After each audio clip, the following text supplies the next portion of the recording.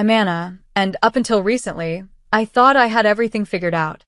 Adam and I had been married for 3 years. We lived in a lovely apartment in a good neighborhood, and both of us had stable jobs. I worked at an advertising agency, and Adam was in charge of sales at a sports nutrition company. Our plan was simple: save money to buy a house, then start a family. We lived carefully, sharing one car.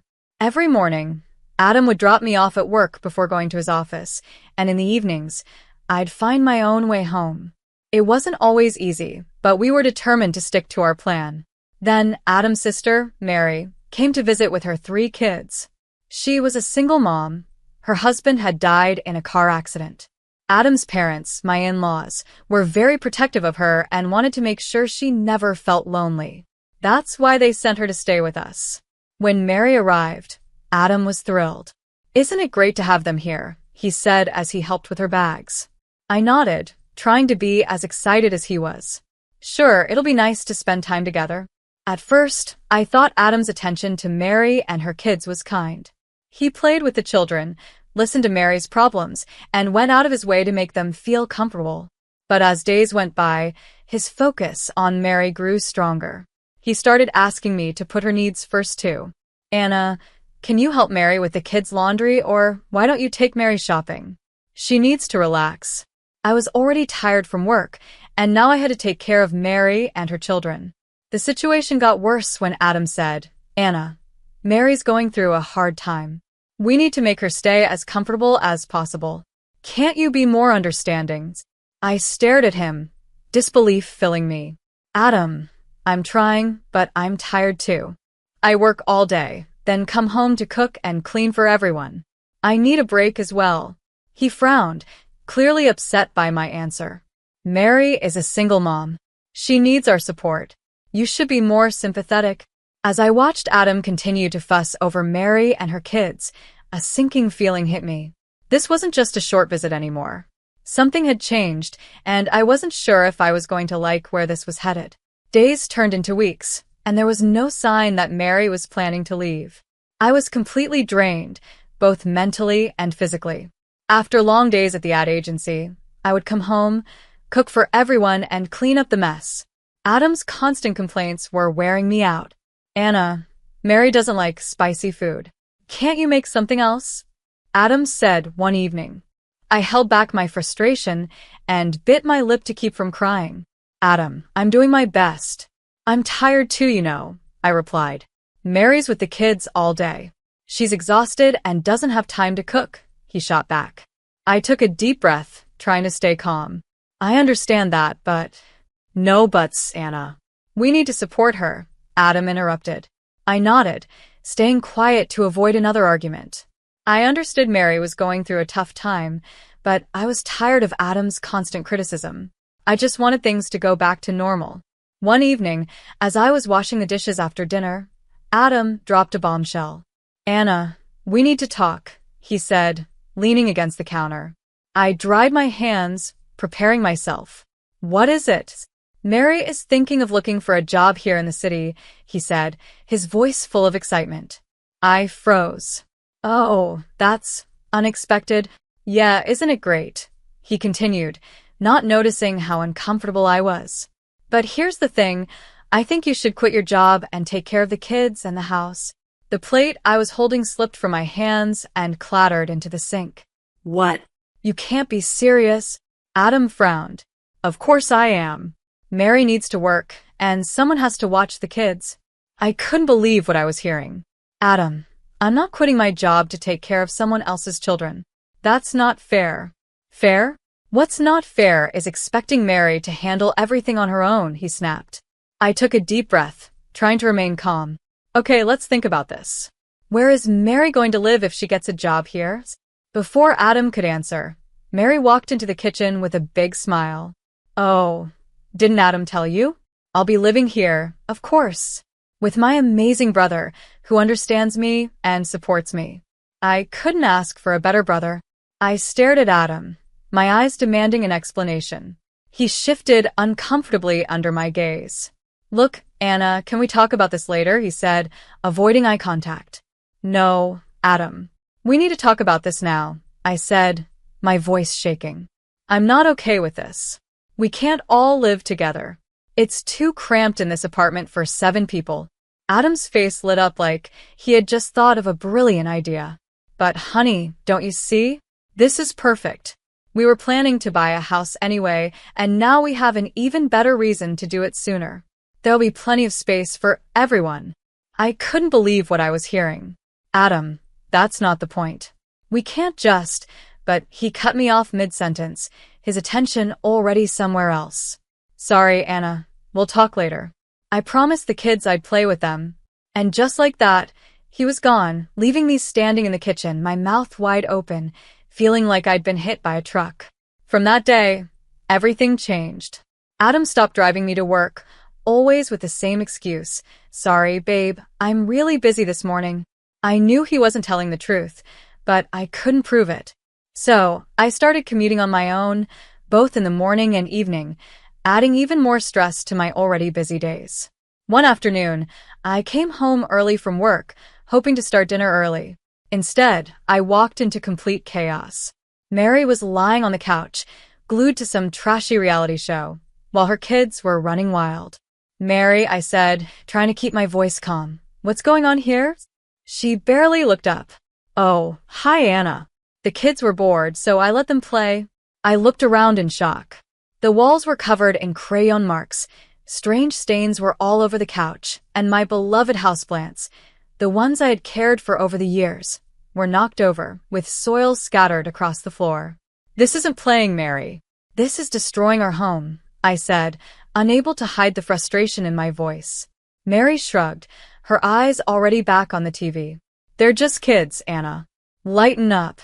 I took a deep breath, counting to 10 in my head. Mary, I thought you were looking for a job. Any luck? She waved her hand dismissively. Oh, I've sent my resume everywhere, but nothing good has come up yet. They all want too much work for too little pay. I'm not desperate, you know? I bit my tongue, holding back what I really wanted to say. Of course, she wasn't desperate. She had everything handed to her here, with Adam and me paying for everything and doing all the work. That night, as Adam and I got ready for bed, I tried again to talk to him. Adam, we need to set some ground rules. Mary can't just let the kids run wild like that, and she needs to start helping out around the house. Adam sighed, looking frustrated.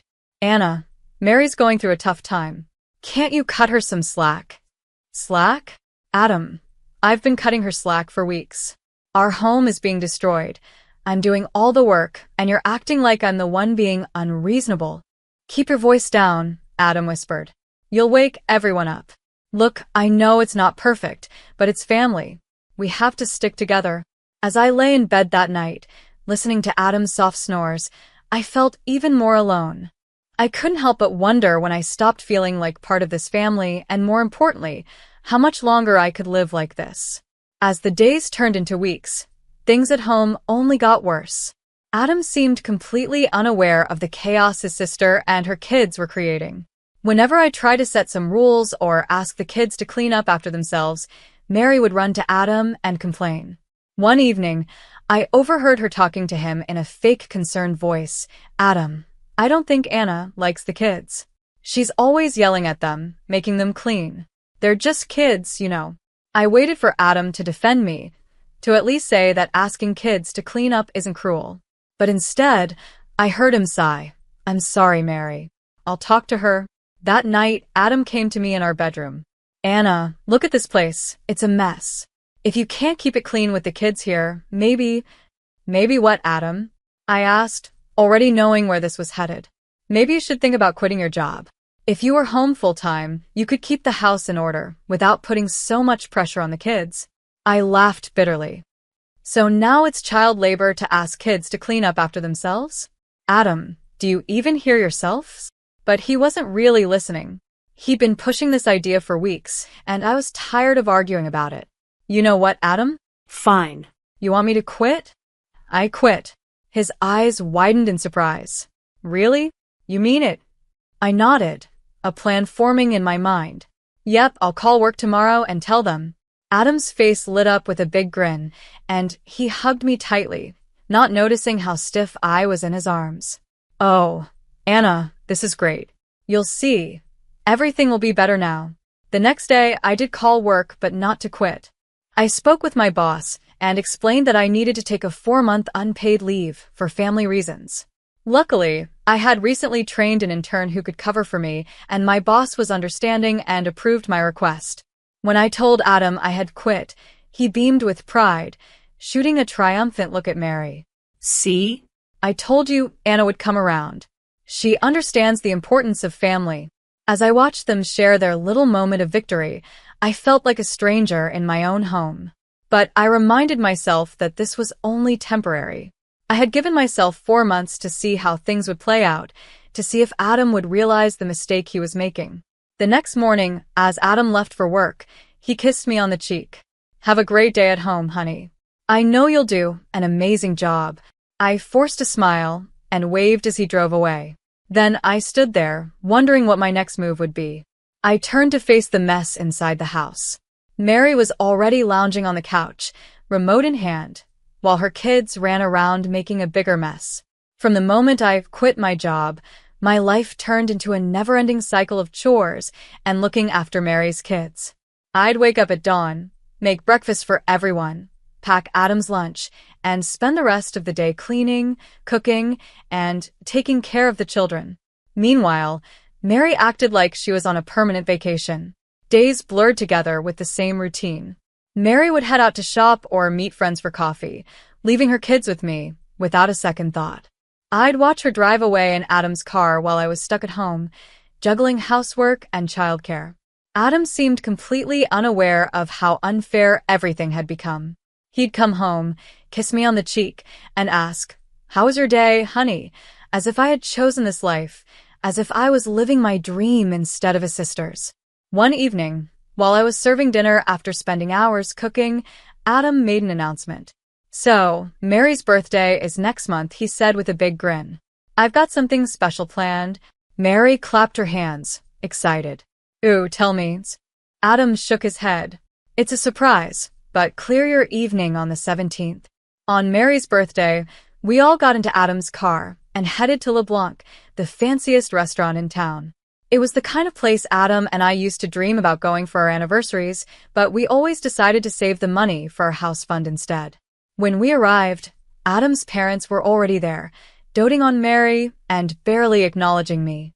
As we settled into our seats, I couldn't help but feel like I didn't belong. It felt like I was on the outside, looking in on someone else's family celebration. Throughout the meal, the conversation was all about Mary, her struggles, her strength, her dreams.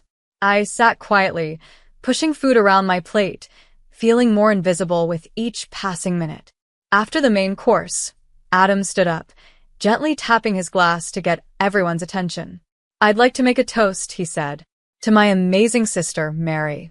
You've been through so much, and you handle everything with such grace. I'm in awe of your strength." Mary beamed, soaking up all the praise.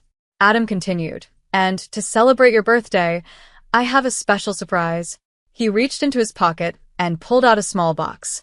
For a split second, my heart leaped. Could this be a surprise for me? Maybe he was going to thank me for all the sacrifices I had made. But then, he turned to Mary and held out the box. "Mary, you've mentioned how hard it is getting around with the kids," he said, opening the box to reveal a set of car keys. "Happy birthday, sis. Your very own car, just like you've always wanted." The table erupted in applause and cheers. Mary jumped up, hugging Adam tightly. "Oh my God, Adam. I can't believe it. You're the best brother ever." I sat there frozen in shock. A car. He had bought her a car. My mind flashed back to all the times I had told Adam we needed a second car, and all the times he had said we couldn't afford it because we were saving for a house. "Adam," I said, trying to keep my voice calm, "can I ask why you bought such an expensive gift for Mary?" The table went silent, and everyone looked at us. Adam's smile faded a bit. "Well, Mary needs a car. She has 3 kids, and it's hard for her to get them to the park or the doctor. Plus, she'll need it when she starts working soon." I couldn't believe what I was hearing. "And what about me? I've been asking for a second car for months." Adam's expression turned cold. You're at home all day, Anna. You don't need a car. The unfairness of it all hit me like a punch. How much did this car cost, Adam? I asked. He shifted uncomfortably in his seat. $60,000. The room started spinning. $60,000? Where did you get that kind of money? Adam cleared his throat. I took it from our joint account, but don't worry. I'll put it back when I get my bonus at work. Something inside me snapped. You took our savings without even talking to me? That was our house fund, Adam. I want you to return that money right now. Adam's mother gasped. Anna. How can you be so selfish? Your sister-in-law needs this car. I was beyond caring about their opinions. Years of frustration boiled over. Selfish?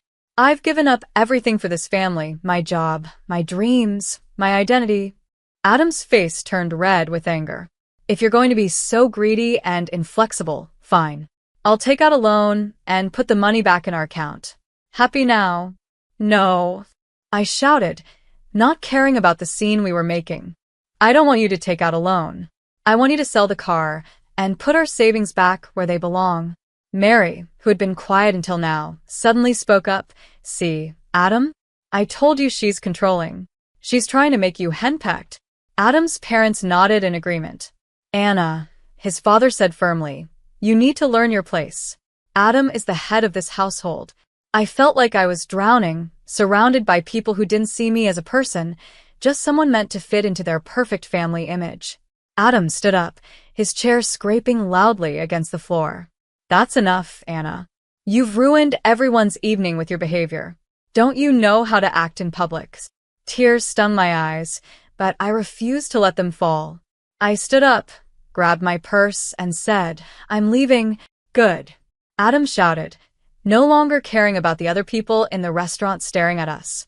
Get out, you ungrateful freeloader. I'm the one who earns the money in this family, and you should be obeying me. Maybe if you had a job, you'd have the right to an opinion. His words hit me like physical punches. I wanted to scream that I hadn't really quit my job, that I was only on leave, but the words stuck in my throat. What was the point? They had already decided who I was in their eyes. As I walked out of the restaurant, I could hear Adam's angry rant continuing behind me. She lives off my hard work and has the nerve to question my decisions. Can you believe it? The cool night air hit my face as I stepped outside, and the tears finally started to fall. I had never felt so humiliated, so angry, and so done. When I got to our apartment, my hands were shaking as I fumbled with the keys. The nanny looked up in surprise as I came in, tear-streaked and disheveled. I went straight to our bedroom, pulled out my suitcase, and began packing. I moved mechanically, gathering my clothes, toiletries, and a few precious mementos. I left a short note for Adam. I'm staying at a hotel. Don't try to contact me.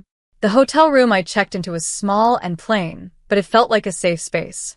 For the first time in months, I could breathe without the crushing weight of expectations and disappointment. That night, I couldn't sleep.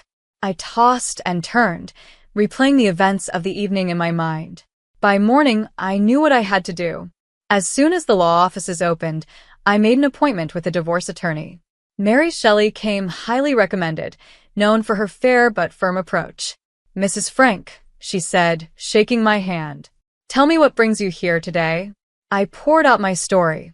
The slow destruction of my marriage, the financial betrayal, the public humiliation. Mary listened carefully, taking notes. Based on what you've told me, the lawyer said when I finished, you have a strong case for divorce. Your husband's actions with the joint account are particularly concerning. Let's get started on drafting the initial paperwork. Over the next few days, I threw myself into building a new life. I found a small apartment close to my office, and I called my boss to explain the situation, asking if I could return from leave early. She was understanding and welcomed me back with open arms. As I settled into my new routine, I hoped for an amicable divorce. I wasn't seeking revenge, just fairness. I suggested mediation to Adam, thinking it would be the easiest way to end things. I'm not asking for much, I told him during our first session. Just return the money you spent on Mary's car, and we can split the remaining joint account evenly. Adam scoffed. Return the money? That car was a gift to my sister. You're being ridiculous. The mediator tried to help, but it was clear Adam wasn't going to budge. After 3 sessions with no progress, I realized we'd have to go to court. The next few months were a whirlwind of legal meetings, paperwork, and court appearances. Adam fought me every step of the way, trying to paint me as a greedy person trying to take away his sister's car. Finally, after what felt like forever, the judge made her ruling. The court finds that Mr. Frank's use of joint funds to purchase a vehicle for his sister, without his spouse's consent, was illegal. Mr. Frank is ordered to reimburse Mrs. Frank for half the value of the vehicle, as well as her legal fees. A wave of relief washed over me. It wasn't about the money. It was about justice. I wanted my voice to be heard and my rights to be recognized. As we left the courthouse, Adam's face was filled with anger. "I hope you're happy," he spat. "You've gotten what you wanted, you greedy, petty woman." Over the next few weeks, Adam followed the court's orders and transferred the money to my account. I later found out he had to take out a loan to cover it, but I couldn't feel guilty. He had made his choices, and now we both had to live with the consequences. For months after the divorce was finalized, I had settled into a peaceful routine. My small apartment had become a sanctuary, filled with the simple joys I had forgotten during my marriage. I had reconnected with old friends, immersed myself in my work, and even started a small herb garden on my balcony. For the first time in years, I felt like myself again. One quiet Friday afternoon, there was a knock at my door. I wasn't expecting anyone, so I cautiously approached and looked through the peephole. My heart skipped a beat. When I saw Adam standing there, looking disheveled and anxious, I thought about pretending I wasn't home. But curiosity got the better of me, and I opened the door. "Anna," Adam said, his voice hoarse. "Can we talk?" I hesitated, then nodded and stepped aside to let him in. He glanced around my apartment, taking in the cozy and organized space. "You look good," he said softly. "The place looks nice." "Thanks," I replied, still on guard. "What brings you here, Adam?"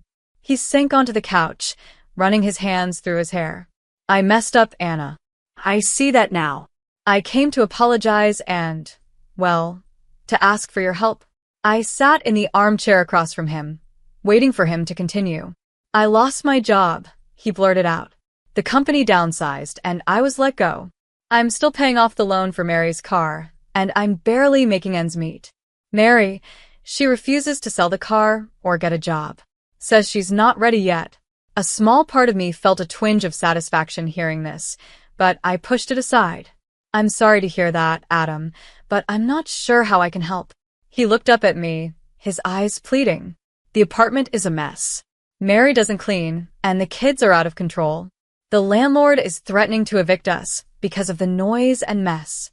I realize now that you were right about everything. Mary's not just going through a rough patch. She's taking advantage of me, and I let her." I sat there, listening. The feeling of being right was bittersweet. Yes, I had been right, but at what cost? "Anna," Adam continued, his voice breaking. "I know I don't deserve it, but I was hoping we could start over. I've learned my lesson. I miss you. I miss us. Maybe with your help, we could fix things." For a moment, I was taken back to the early days of our marriage, the love we had, the dreams we shared, the future we had planned together. But then I remembered the betrayal, the humiliation, and the months of feeling invisible and unvalued. I took a deep breath. "Adam, I appreciate your apology, and I'm sorry you're going through a tough time, but I can't go back." His face fell. "But Anna, I've changed. I see things clearly now." I shook my head gently. "The thing is, Adam, I've changed too. These past few months have shown me what I'm capable of and what I deserve. If you betrayed me once, how can I trust you wouldn't do it again when things get hard?" "I wouldn't," he insisted. "I've learned my lesson." "Maybe you have," I said softly, "but that doesn't change the fact that I'm happier now. I found freedom in being on my own, in making my own choices without worrying about a partner who didn't value my opinions." Adam's shoulders slumped. So, that's it? "There's no chance for us." I stood up, making it clear the conversation was over. "I think it's best if you go, Adam." I really hope things get better for you, but I'm not the answer to your problems. You need to find your own path and make your own decisions. He nodded slowly and got to his feet. At the door, he turned to me one last time. I really am sorry, Anna, for everything. I know, I said quietly. Goodbye, Adam. As I closed the door behind him, I leaned against it and let out a long breath. A mix of emotions filled me. Sadness for the dreams we once shared, a little satisfaction at seeing Adam face the consequences of his actions, but more than anything, I felt an overwhelming sense of relief and freedom.